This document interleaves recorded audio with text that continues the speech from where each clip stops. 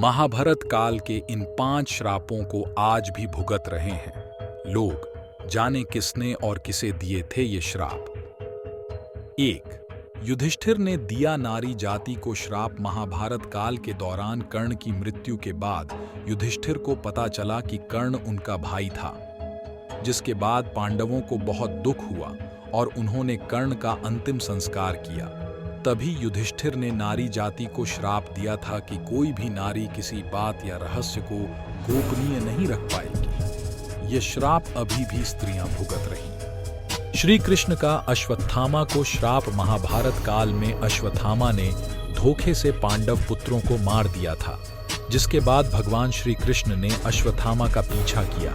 वह महर्षि वेदव्यास के आश्रम जा पहुंचे। वहां पर अश्वत्थामा और कुंती पुत्र अर्जुन ने ब्रह्मास्त्र छोड़े। महर्षि वेदव्यास ने दोनों ब्रह्मास्त्र को रोक लिया और वापस लेने को कहा, जिसके बाद अर्जुन ने ब्रह्मास्त्र वापस ले लिया, जबकि अश्वत्थामा ने ब्रह्मास्त्र अभिमन्यु की पत्नी की ओर कर दिया। तभी श्री कृष्ण ने अश्वत्थामा को 3000 साल तक वनों में भटकने का श्राप दिया था।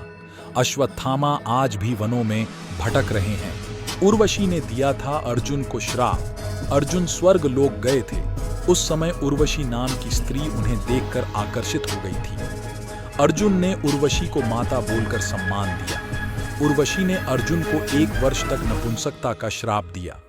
यह श्राप उनके वनवास के दौरान वरदान साबित हुआ था। अज्ञातवास में वह नपुंसकता के कारण वह नर्तिका बनकर कौरवों की नजर से बचे रहे। श्रृंगी आर्षि ने दिया था परीक्षित को श्राप। अभिमन्यु के बेटे परीक्षित वन में शिकार के लिए गए थे। तभी उन्हें शामीक अर्षि दिखाई दिए।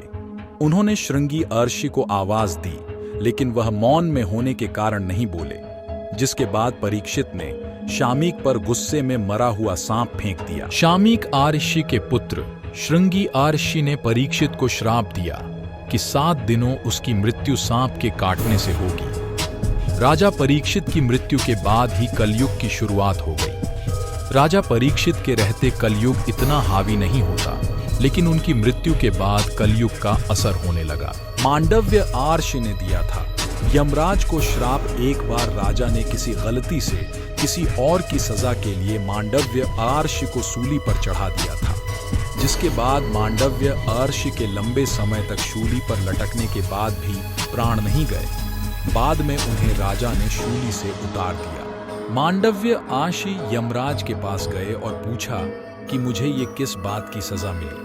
तब यमराज ने बताया कि उन्होंने 12 वर्ष की आयु में कीड़े की पूंछ में सीख चुभाई थी। मांडव्य आर्षि ने कहा कि इतनी छोटी उम्र में किसी को सही गलत की पहचान नहीं होती है। ऐसे में उन्होंने यमराज को शूद्र योनि में दासी के पुत्र के रूप में जन्म लेने का श्राप दिया था। यमराज ने विदुर के रूप में जन्म लिया था।